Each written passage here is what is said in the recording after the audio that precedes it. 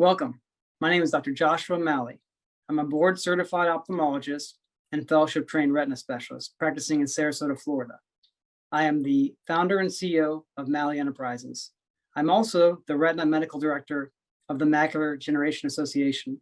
I'd like to welcome everybody to this excellent seminar where we're going to discuss a very controversial topic. But first, I want to sort of introduce the Macular Degeneration Association, or MDA for short, and talk about what our missions are and our values are. We are a nonprofit organization that helps to advocate and support patient education and empowers patients in regards to the disease of macular degeneration. We have a nationwide network where we're able to provide patient education seminars as well as other materials for patients to help educate them about their disease and empower them in order to understand the disease better and help provide advocacy for patients with macular degeneration and their caregivers as well. It's just been an honor to be a part of this organization. And, we're really excited about this educational seminar where we're going to be discussing genetic testing in AMD. This is going to be a very exciting seminar. We do a lot of patient seminars across the country. We were doing them live events in various cities. Because of COVID, we are now doing them virtually currently. So please check them out. Please check out our website at www.macularhope.org for more information. In addition, I want to discuss a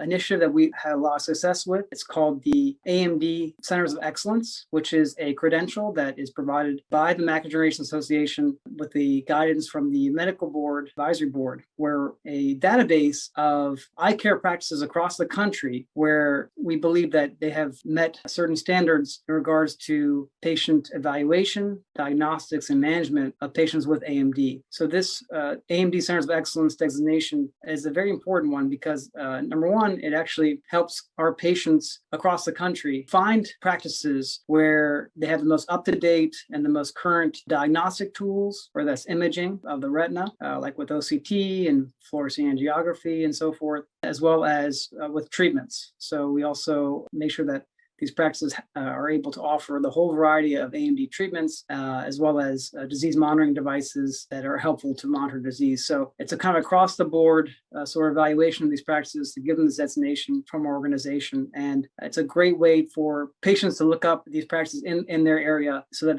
they can go to a reputable practice. Additionally, it's also a good marketing tool for practices that want to become a part of that credential and be able to provide for patients with AMD. So it's really a great credential to achieve. And we strongly urge any eye care professional that meet the qualifications to consider signing up. And again, to sign up for the Centers of Excellence, AMD Centers of Excellence program, please see our website at www.macularhope.org. It's been an honor to serve on the Macular Degeneration Association as the medical director. And I'm so excited that we're able to bring you this exciting seminar in regards to genetic testing and AMD. Thank you.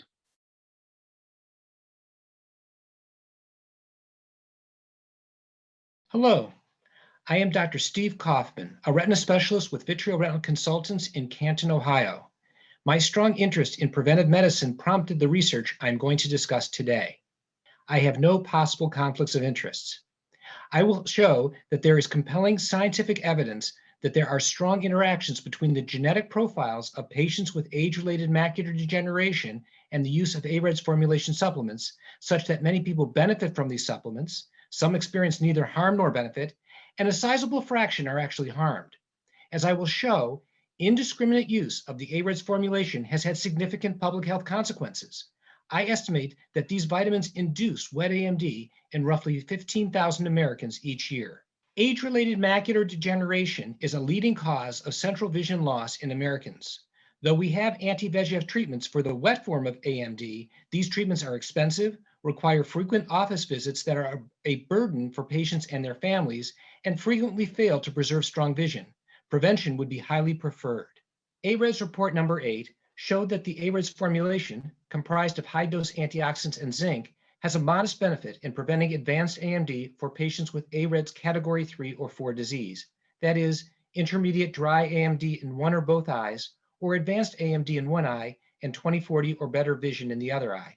However, these supplements are expensive and often have side effects. We need to do better. Studies have shown that specific genetic variants of complement factor H and age-related maculopathy sensitivity 2 are the most important genetic predictors for the development of macular degeneration. CFH modulates the complement-associated inflammatory response. It is present in the RPE, and its activity is altered by binding to zinc. The degree of binding relates to serum zinc levels, which are elevated by consuming supplementary zinc. The ARMS2 protein localizes to mitochondria, where it appears to be involved in the removal of free radicals. It is possible that ARMS2 interacts with antioxidants such as vitamin C and E.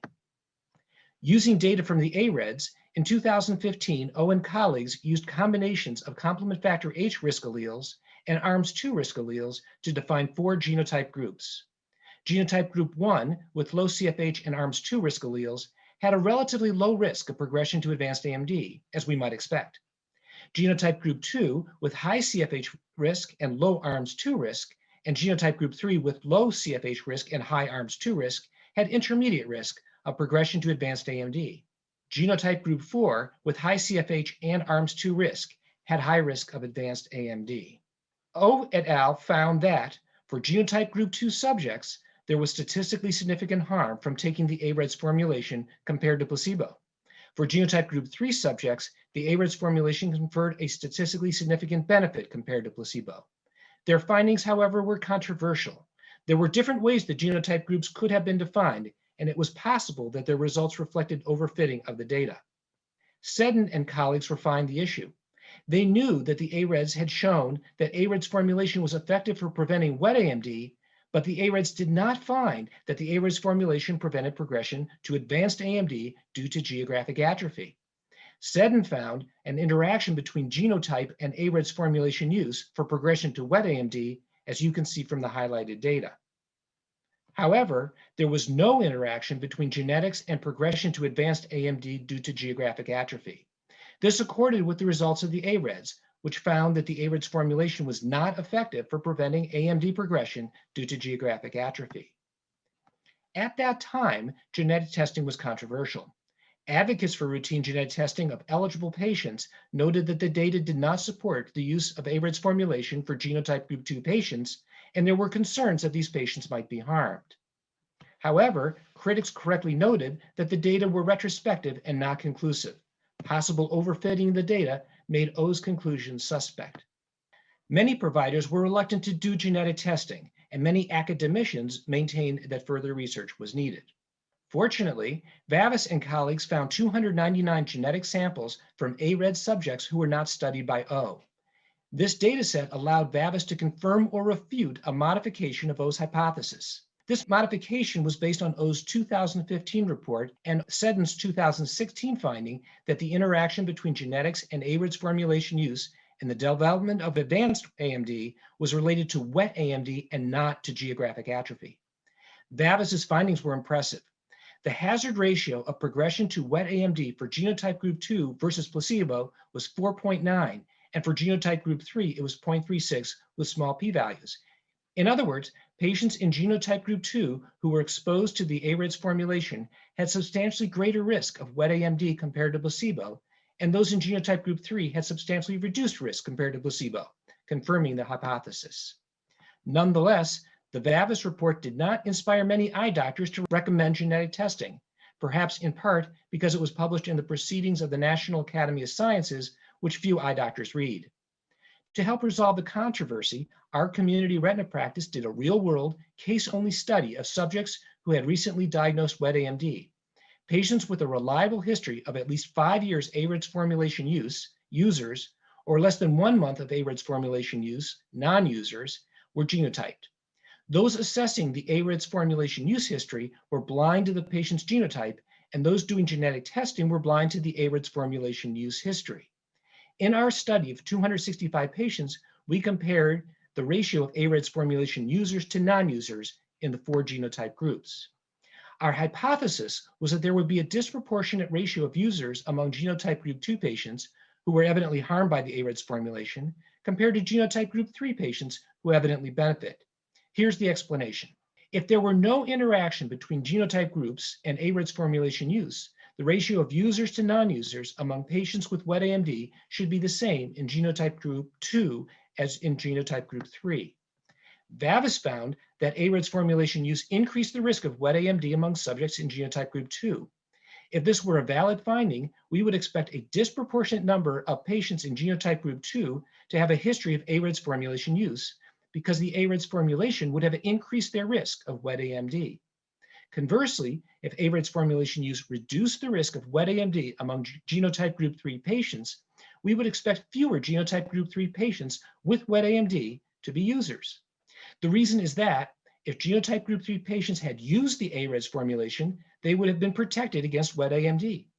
Among genotype group 3 patients who did get wet AMD, we would expect a disproportionate number to be non-users, because non-users did not get the protective effect of the AREDS formulation. This is exactly what we found. A relatively high fraction of genotype group 2 patients were AREDS formulation users, and relatively few genotype group 3 patients were users. Remarkably, we found that the simple odds ratio of AREDS formulation users divided by AREDS formulation non-users in genotype group 2 compared to genotype group 3 was 4.2.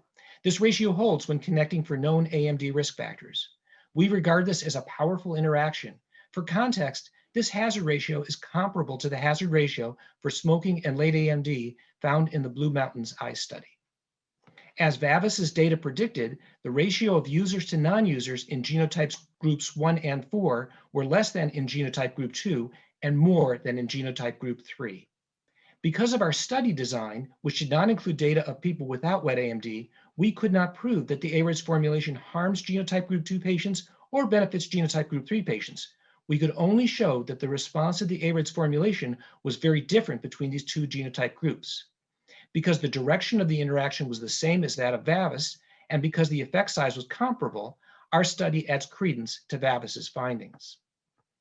Despite what I regard as very compelling data to support routine genetic testing before prescribing AREDS formulation supplements, such routine testing remains controversial. I think a major reason relates to the National Eye Institute's strong opposition to genetic testing. The NEI scientists have published several papers claiming that all eligible patients benefit from AREDS formulation, irrespective of genotypes. As I will discuss shortly, I think these reports are flawed.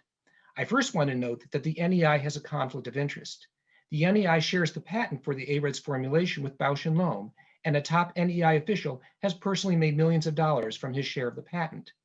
Conflicts of interest do not invalidate legitimate scientific data, and I have no evidence that the NEI conflicts of interest have influenced their reports or their positions on genetic testing. However, genetic testing to guide AREDS formulation use presents a distinctive, if not unique, problem. Many academicians and other so-called thought leaders rely on NEI grants professionally. They know that the NEI has strongly opposed genetic testing, and they know that the NEI has a financial interest in the sale of AREDS formulation supplements. Consequently, it is reasonable to expect them to be hesitant to endorse genetic testing, even if they thought it was worthwhile. This, perhaps, accounts for the American Academy of Ophthalmology's preferred practice pattern conclusion that routine genetic testing is not warranted at this time. I think the AAO's position remains the major barrier to widespread adoption of genetic testing. The AAO's opposition to genetic testing was grounded largely on two reports. In a reply to O's 2015 paper, Chu et al. Reported a different data set to test O's hypothesis. This report, which did not undergo the scrutiny of peer review, used a data set that was considerably smaller than O's data set. Chu's smaller data set made Chu's report insufficiently powered to disprove O's hypothesis. Strangely, Chu did not include the number of subjects in each genotype group, the hazard ratios of the AREDS formulation use versus placebo for the different genotype groups, or the p-values for any of the data. Their bar graphs seem to show a modest benefit from AREDS formulation use for genotype group 2 subjects, but the absence of crucial data made it impossible to verify their conclusion that all eligible patients benefit from the AREDS formulation. Assel et al. Reported the findings of several National Institutes of Health statisticians. Assel criticized O's 2015 paper on several grounds. First, they cited errors in the way that O reported the data. O reported an incorrect number of CFH risk alleles for some of the subjects. However, these errors, while perhaps embarrassing, had absolutely no effect on genotype group assignments and therefore had no relevance to O's findings and conclusions. Second, Acel charged O with bias in how the genotype groups were developed. It was certainly possible that O defined the genotype groups by overfitting the data, but a few observations are in order. First, the argument is ad hominem and presumes unscientific, unethical behavior among respected researchers, some of whom had a financial interest in genetic testing and some of whom did not. Second, O's genotype groups made logical sense given what we know about AMD genetic risk. Third, Vavis used these previously defined genetic groups, so concerns about possible bias did not apply to Vavis's report. Acel's third principal argument was that their analysis of all available AREDS data did not identify statistically significant harm for patients in any genotype group. However, Acel included progression to advanced AMD due to geographic atrophy in their analysis. This was not appropriate because the AREDS did not show a benefit from the AREDS formulation for preventing geographic atrophy, and Seddon showed that there is no interaction between genetics and AREDS formulation use for geographic atrophy. By including advanced AMD due to geographic atrophy in their data, Acel watered down the data and made it more difficult to demonstrate statistically significant harm for genotype group 2 patients. Acel's data set actually did show modest harm from the AREDS formulation for genotype group 2 subjects, but the effect was not statistically significant. Actually, when colleagues of O used Acel's data set to assess risk of wet AMD for genotype group 2 patients, they found statistically significant harm. When citing the Vavis report, the AAOs said only, quote, results are conflicting. In fact, Vavis's findings were unequivocal in favoring genetic testing. The AAO concluded, quote, prospective clinical trials will need to demonstrate the value of genetic testing in AMD. But I think the burden of proof is now on those who would recommend that all eligible patients should use the AREDS formulation. No peer-reviewed article has shown a benefit for genotype group 2 patients. Vavis tested a modification of O's hypothesis and confirmed harm from the AREDS formulation for genotype group 2 subjects. Our study added credence to Vavis's report by showing a strong interaction between genetics and AREDS formulation use in the development of wet AMD in the same direction and to roughly the same degree as Vavis. Using very rough estimates of AMD prevalence, AREDS formulation use, and enhanced risk of wet AMD from AREDS formulation use for genotype group 2 patients, I estimate that there are about 15,000 additional cases of wet AMD in the United States each year due to the indiscriminate use of the AREDS formulation. In addition, many seniors on fixed incomes are burdened by the cost of AREDS supplements, which average about $200 a year. Perhaps more importantly, many seniors suffer significant side effects. Seniors often suffer from constipation and do not realize that the AREDS formulation could be causing this problem. Other gastrointestinal complaints are common. Further, zinc is found in the amyloid plaques of Alzheimer's disease patients. Whether this is a cause of Alzheimer's disease or an effect is not known, but there are good reasons to be concerned about high-dose zinc supplementation. Also, vitamin E is fat-soluble and stored in the liver. We do not know whether chronic high-dose vitamin E supplementation is safe. What do I recommend? Subjects in genotype group 1 with low AMD risk alleles have a relatively low risk of AMD progression. O found that both those who used the AREDS formulation and those who used the AREDS antioxidants without zinc did better than those who received placebo. Antioxidants with zinc seemed better than the AREDS formulation, but the difference was not statistically significant. For genotype group 2 patients, I strongly discourage AREDS formulation use. I do not oppose AREDS without zinc. The AREDS data showed that patients receiving antioxidants without zinc had a similar risk of advanced AMD as those who used placebo. I tell patients that they may continue a regular daily multivitamin pill if they want. Patients in genotype group 3 experience substantial benefit from the AREDS formulation, and I strongly recommend that they take this supplement. Given that the AREDS 2 did not find a difference between 25 and 80 milligrams of zinc, I recommend that genotype group 3 patients use a supplement with 25 milligrams zinc, particularly if they might have gastrointestinal side effects. Patients in genotype group 4 have a high risk of AMD progression whether or not they take AREDS supplements, and there was no difference between taking a supplement and taking placebo. I do not recommend that genotype group 4 patients take an eye supplement. Genetic testing is fast and easy. Patients can swab their inner cheek, and the swab is sent to Arctic DX for genetic testing. The cost to patients is no more than $50, and the cost to Medicare and insurance company is, in my opinion, very reasonable. You can obtain free test kits from Arctic DX. I have a short video that you may share with colleagues. I'm glad to address questions. Thank you.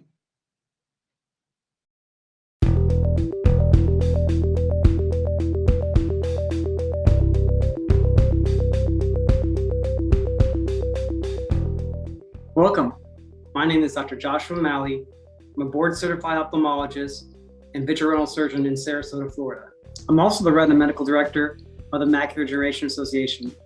I hope you've enjoyed our presentation thus far, and now we're having a panel discussion with question and answers from the audience.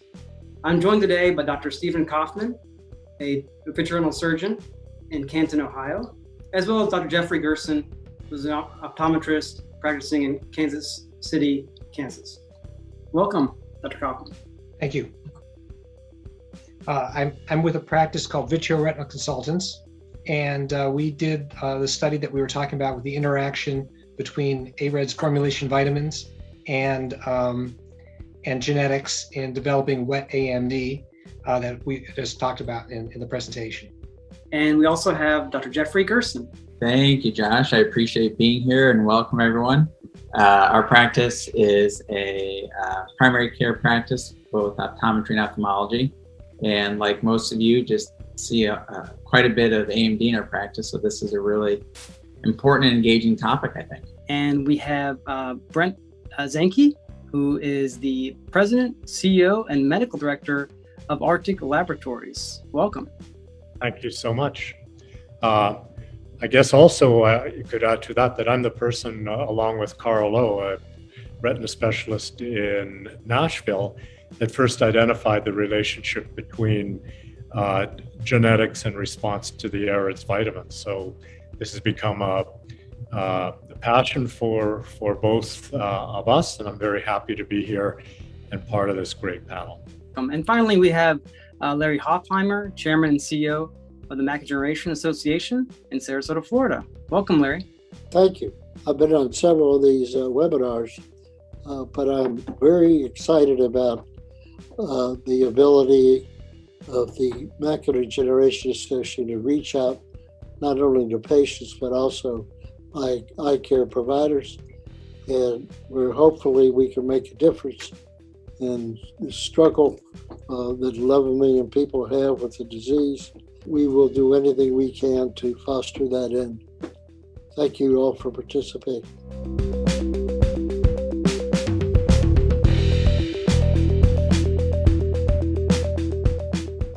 I think there's two ways to look at it, right? I mean, is it expensive to do the test?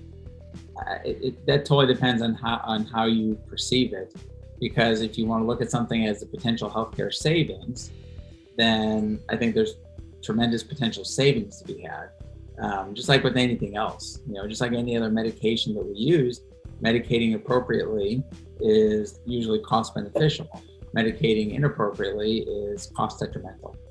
And so, that's why I think, Josh, your question of a prospective study is an important one, because to really know that what we're doing is absolutely the right thing would ultimately be saving more money than any individual test or any large trial would cost.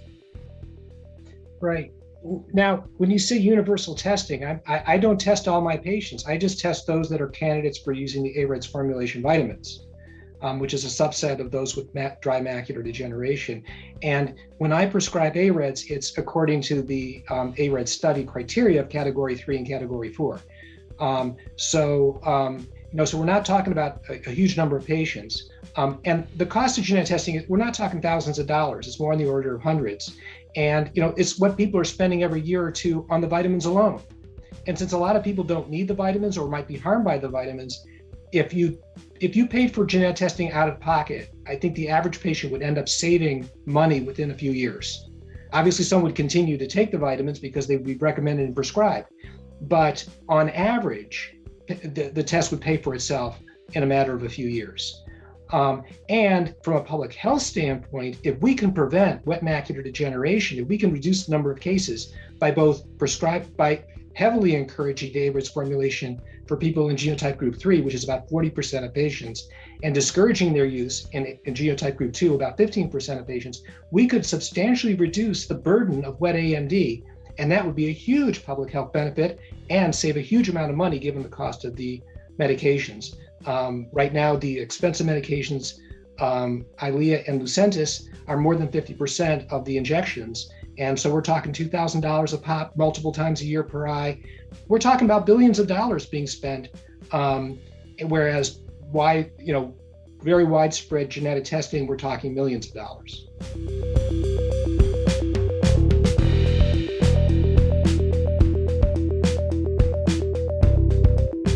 Yeah, so it's a good question, and I have been doing genetic testing in practice for probably the last 12, 13 years since Dr. Zanke and Dr. O published their first paper. To fill out the paperwork and collect the sample probably takes about 2 minutes, maybe 3 minutes. And so I would say that it's something that if someone is interested in doing, that it is pretty feasible to do, whether it's you as the doctor doing or someone on your staff to do. So, in a practice like mine, it's certainly not every patient. So it may be 1 or 2 a day, it may be 1 or 2 a week. So it's not, so for me in my setting, it's a little bit different than yours. It's not burdensome from a time or flow perspective. But I would imagine in your case, the number of patients you see with macular degeneration is far more, and it will require far more testing. And then I believe that it could become burdensome.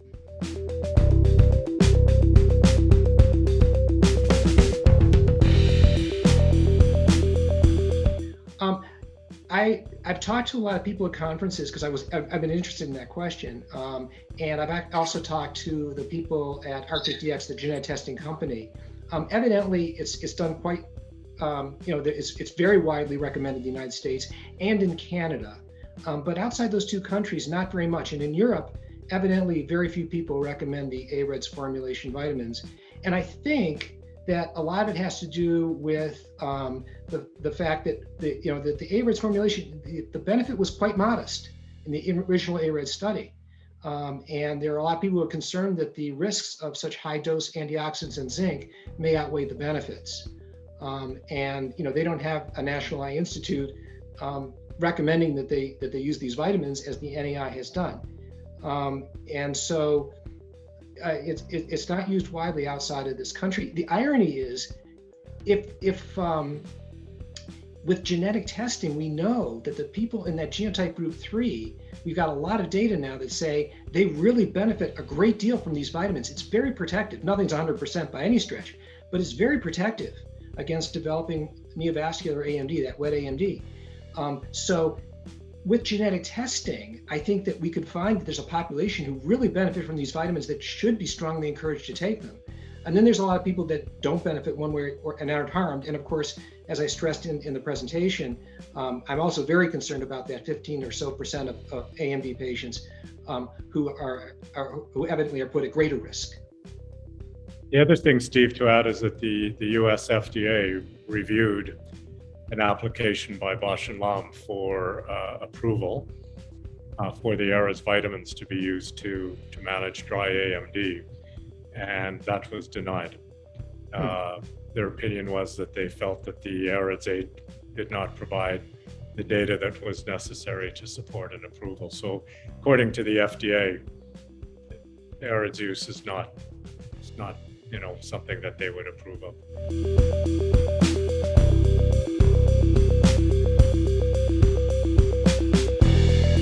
I agree fully. A prospective randomized trial would be very desirable, if for no other reason than rhetorical, because there's a lot of people who remain very skeptical about the value of genetic testing. And I would agree. Even if you had a prospective study, it wouldn't necessarily. Nothing's 100% in science or in medicine. But I do think it would go a long way towards, providing a more definitive answer to the question. I think that the retrospective data that's out there, the studies by O and colleagues, and then Bavis taking a look at a particular hypothesis that was borne out by the data when they tested the hypothesis, is very strong and very convincing. And I think at this point, given that there's no strong evidence, I don't think there's any strong evidence for benefit for genotype group 2, and there is, I think, strong evidence for harm. Going on the best available evidence, I'd say that guided therapy makes a lot of sense today. And I'm all for a prospective study, which would add, more evidence and more data, valuable data. I'm all for it. I mean, one of the problems is who's going to fund it. It could be quite expensive, it's something that I'm hopeful that various funding bodies will take an interest in, because I think this is a very important question. And if for no other reason, obviously, if the study shows that everybody benefits from the vitamins, some people more than others perhaps, but everybody benefits, great. We've answered the question. I think that's very unlikely to happen, but it's certainly a possibility. And if we find that indeed some people don't benefit or are even harmed, well, that's important information too. And at the end of the day, we want to do what's best for our patients. And more good data is always a good thing. And in this case, I think a prospective study would be highly desirable. If for no other reason than that there's a lot of people who are skeptical about the value of genetic testing. And a prospective study would clarify in their minds how best to proceed. Yeah, I just want to add in that I agree that I think a prospective study would be important, because I think really the two papers that stand out as far as conflicting viewpoints are the papers by Dr. O, and then the papers that are put out by Dr. Chu that are looking at essentially the same patient data sets but come up with different recommendations. And so, I think that a lot of the conflict now comes in, at least with those papers, comes in with how they're statistically analyzed. So I think a prospective paper where we know how it'll be statistically analyzed on the front end would really clear things up one way or another, where it'd be nice to have pretty clear-cut answers, whether, like Dr. Kaufman mentioned, whether it's across the board or whether it's with, groups 1 and 2 this, group 3 that, and really kind of clarify things a little bit better.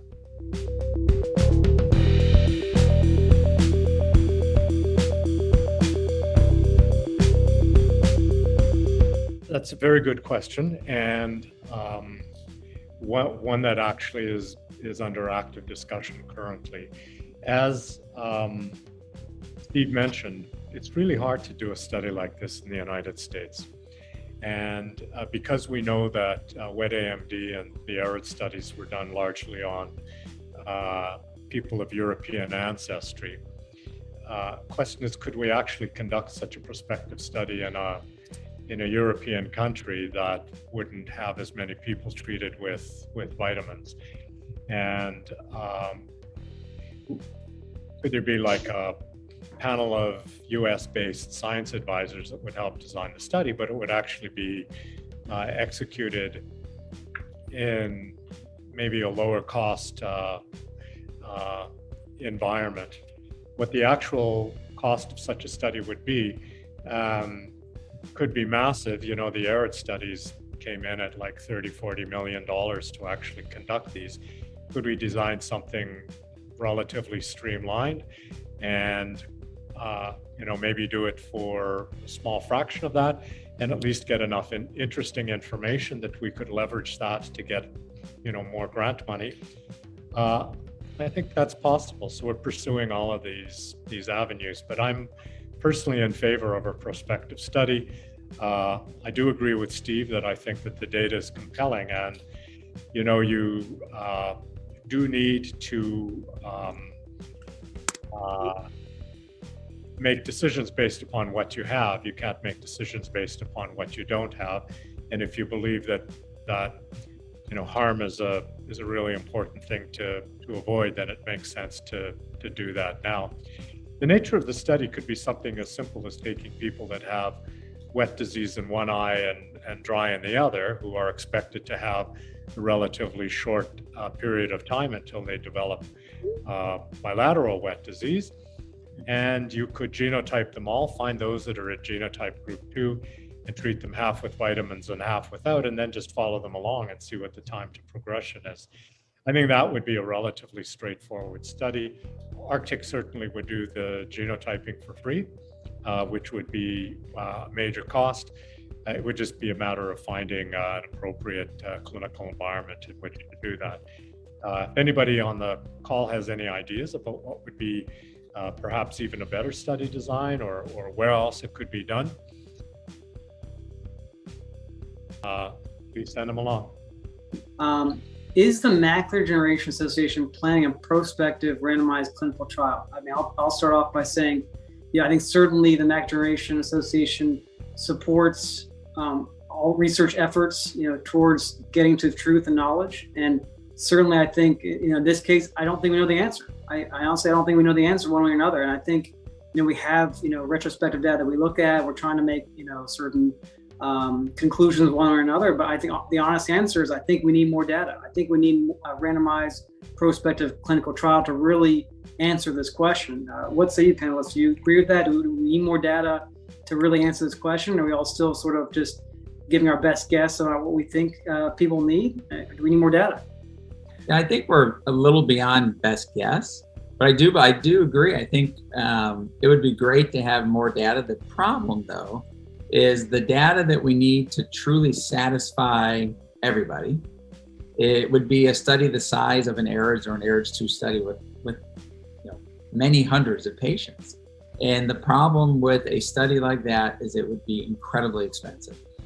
And so I think therein lies the issue of getting a study that's large enough to do a study to give us the, potentially more definitive information.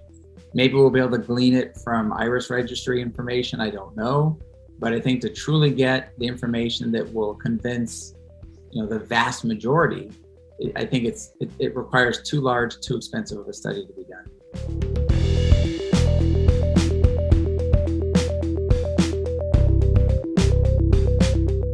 Okay, well, I've had refusals for one thing.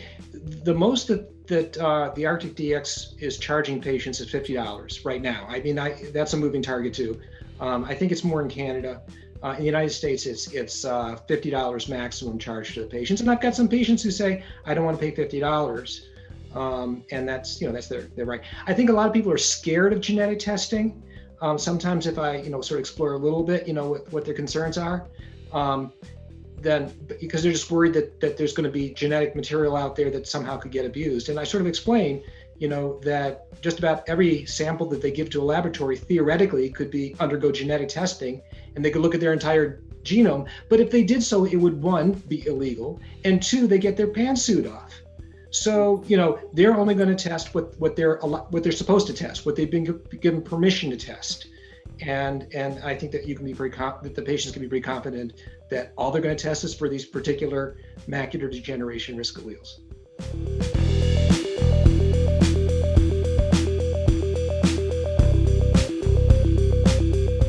That's a good question. It was one of the hypotheses that could explain our data that we investigated.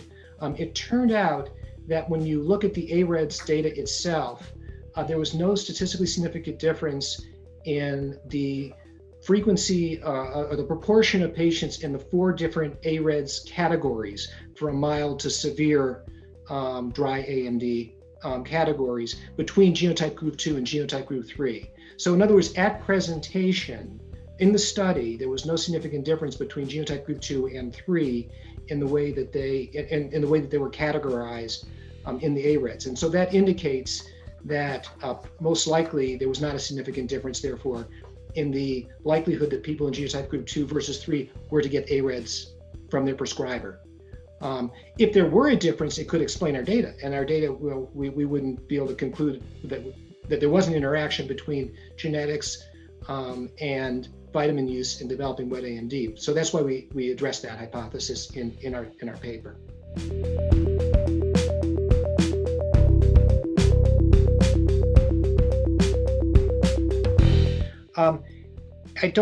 It's really not a big problem in general. That is to say, the national eye institutes, and so in general, there's no concerns about conflict of interest, but they do have some patents, and one of them is that they share the patent for the AREDS formulation with Algernon. And a problem, I'm not going to second guess the motives of people who voice a scientific opinion. If a person has a conflict of interest, it doesn't necessarily mean that they don't genuinely believe, and for good reason perhaps, the position that they take. The problem here is that the National Eye Institute has a huge amount of power, and you don't want to, if you're an academician, you don't want to be in bad graces with the National Eye Institutes, because you're going to rely on them for your grants. And I can envision that there may be many academicians who would otherwise endorse genetic testing to guide AREDS formulation use, who are hesitant to do so for fear of retribution from the National Eye Institute. Whether that fear is legitimate or not, I don't know.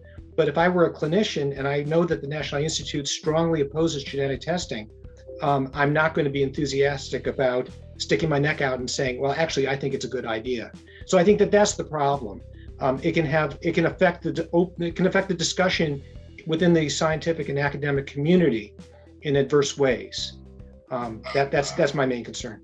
Steve, can I just chime in just one moment? There's also the issue that if the National Eye Institute did say that, yeah, genetic testing is good because 15% of people could be made worse, I think it would raise a lot of questions as to, wow, this has been out there for like a lot of years, and you steadfastly said, that everybody should get the AREDS vitamins, and would they actually open themselves up to some kind of, legal challenge for potentially insisting that folks get treated? The royalties on the AREDS formulation patent, believe it or not, are higher than any other discovery that the entire National Institutes of Health has right now. This is the whole NIH. So it shows you how valuable that is.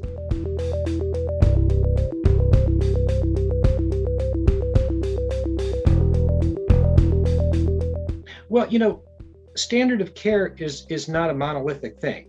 If the majority of providers are doing one thing and you're in the minority, that doesn't mean that you're deviating from standard of care, as long as it's not an idiosyncratic approach to the problem. So there are many people who are doing genetic testing and guiding their recommendations and have been doing so for years. People who are well positioned in academia. You've got Dr. Vavis at Harvard. You've got people all across the country in elite institutions who are doing genetic testing and advocating it. And so if one does so, one is certainly not deviating from what would be considered reasonable care under the circumstances, even if it happens to be a minority point of view.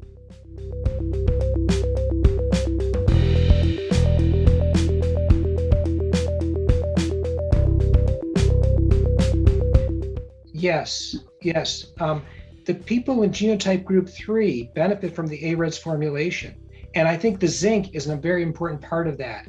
And part of that also comes from the data from the original AREDS, which looked at zinc alone and antioxidants alone for genotype group 3. And zinc alone was beneficial to those people compared to placebo. You get a benefit from the zinc in genotype group 3. We know that genotype group 3 benefits from the AREDS formulation. And what I'm saying is, I think that zinc is an important, if not, a leading reason for that. So for people other than genotype group 3, that macular health may be fine. I wouldn't recommend it for genotype group 2. I'm not against it, but I just don't think that there's strong data for it one way or the other. I wouldn't be against or favor it really much. In genotype group 1, it's fine. Genotype group 4, where nobody seemed to benefit from vitamins, placebo, or any other combination, I'm not convinced it was going to make much of a difference. So, I still think the genetic testing has a place for those people, particularly beneficial to genotype group 1, if you don't want to use the AREDS. This is my thinking on it. I don't know, did Jeff have some thoughts? Yeah, the one other thing that I would add is, again, going back to the looking forward risk of conversion. And to me, that's a pretty powerful thing to be able to talk to patients about. And so I think there is potentially value in doing genetic testing, even if you're not looking at the pharmacogenomics of it, there's still benefit that there is to be derived. So even if it doesn't change what you may be doing with a supplement, it may change how you're educating your patients and how you have your patients follow up. The example I'll give you is, to me, a patient with a very mild looking genotype with a very mild looking phenotype with a very high risk genotype is different than that same patient with a very low risk genotype. and may sway how often that I see that patient. So I do believe there is potentially still value in testing.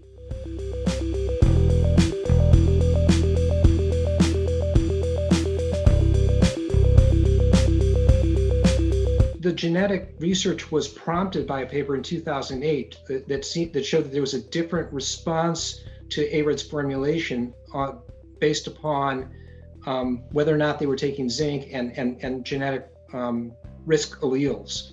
And so that's what prompted further research. At that point, there was not insufficient numbers, and the data did not show a statistically significant harm to any particular group of individuals, but it did show that there was an interaction with zinc, and so the thinking is probably that's the main factor that has to do with these genotypes, because we also know that complement factor H interacts with zinc.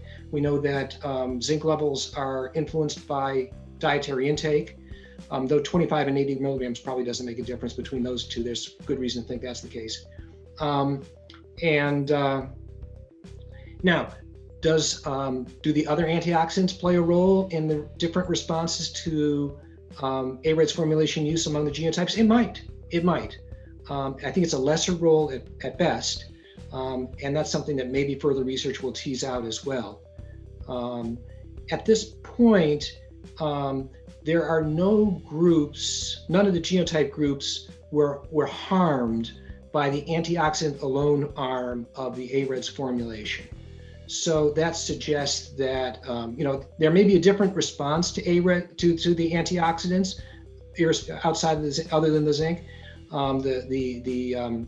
The carotenoid, whether it's beta carotene or lutein zeaxanthin, vitamin E and vitamin C, there may be a different response between the genotypes, but it doesn't seem like any of the genotypes are harmed by that.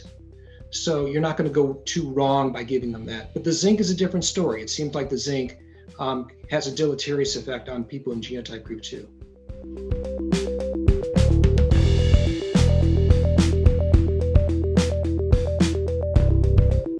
So I would say that that's a fantastic point, and I would answer that the answer to that is yes, it would be better for people to eat the right foods, and it would probably be less expensive.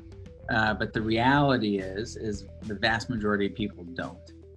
And even if they did, if we think that the reason we're eating the foods is to get the same vitamins and nutrients that are in the vitamins, like an AREDS vitamin, then most people, even with a fairly healthy diet, don't get the same amount. So these vitamins are meant to be a supplement to your diet and not in replacement. So whether you're taking the vitamins or not, healthy diet is still important.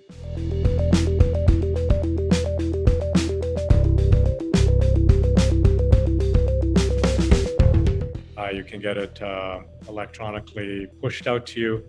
You also have a portal that you can access anytime and see all the results that you've ever ordered.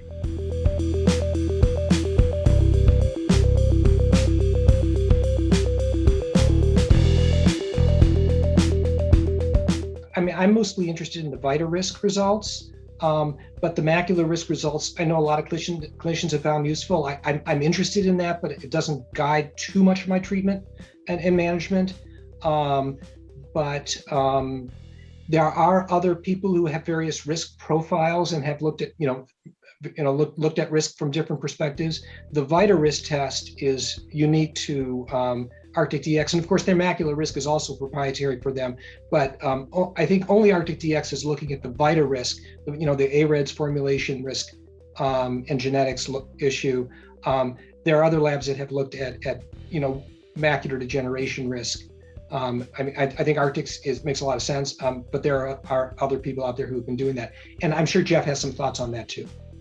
Yeah, so what I would say, the question regarding MR3 and 4, so for anyone not familiar with it, with the Arctic Labs test, that people are put into one of 5 categories as far as their moving forward risk over the next 2, 5, and 10 years of developing wet AMD. So MR1 is the lowest risk, which are generally less than 2.5%, and then up from there. And so for me, anybody that's more than an MR2 is basically someone that has more risk based on their genetics than the average person in the population. And so that's why so 3 and above to me is important, because that's how I can explain to a patient, your risk is X. And by the way, that's more than the general population, therefore. And it helps to kind of guide, and it helps to put it into perspective for my patients. The other company that I'm aware of that's doing some genetic testing is a company called Personal Genomics. They do similar to the MR scores. They do a risk moving forward of developing wet AMD. They, however, do not do any of the pharmacogenomics. So if that's your reasoning for doing the test, then the Personal Genomics test does not provide that and would not be of any value to it.